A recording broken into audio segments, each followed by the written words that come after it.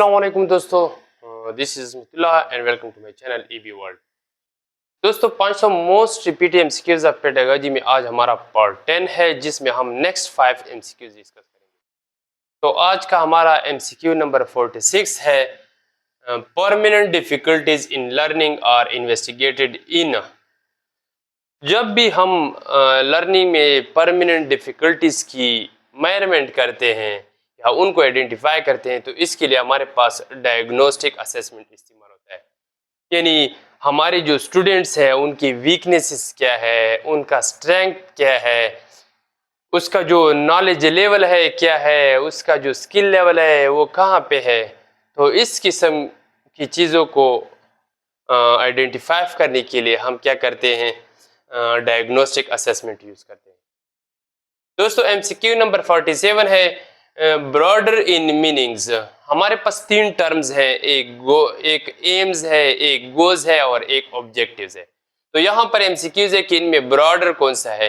तो ब्रॉडर हमारे पास क्या है, एम्स है। एम्स जो हमारे होते हैं वो नेशनल लेवल के एक्सपेक्टेशन होते हैं। जो गोज होते हैं वो एम से थोड़े स्पेसिफिक होते हैं और वो हमारे सब्जेक्ट या इंस्टीट्यूशनल लेवल एक्सपेक्टेशन होते हैं। और जो ऑब्जेक्टिव होते हैं वो हमारे पास स्पेसिफिक होते हैं, मेजरेबल भी होते हैं और अचीवेबल होते हैं, और वो हमारे क्लासरूम लेवल के एक्सपेक्टेशन होते हैं। यानी आफ्टर इंस्ट्रक्शन टीचर बच्चों से जो एक्सपेक्ट करता है वही हमारे पास क्या होते हैं, ऑब्जेक्टिव्स होते हैं। दोस्तों आते हैं एमसीक्यू नंबर 48 की तरफ। Procedure use to determine persons abilities.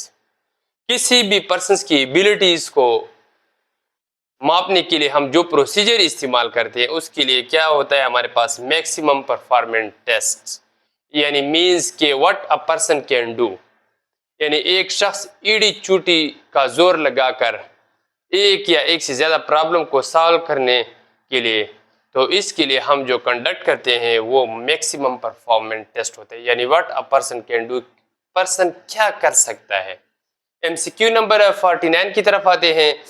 Running description of active behaviour of students observed by the teacher is. यानी एक टीचर रिकॉर्ड रखता है कि मेरा जो स्टूडेंट है वो क्लासरूम में कैसे बिहेव करता है। यानी उसके रनिंग बिहेवियर को क्या करता है, ऑब्जर्व करता है क्लासरूम में। उसका नॉलेज लेवल क्या है, उसका अपने कलीग्स के साथ एटीट्यूड कैसा है, टीचर की रिस्पेक्ट करता है या नहीं।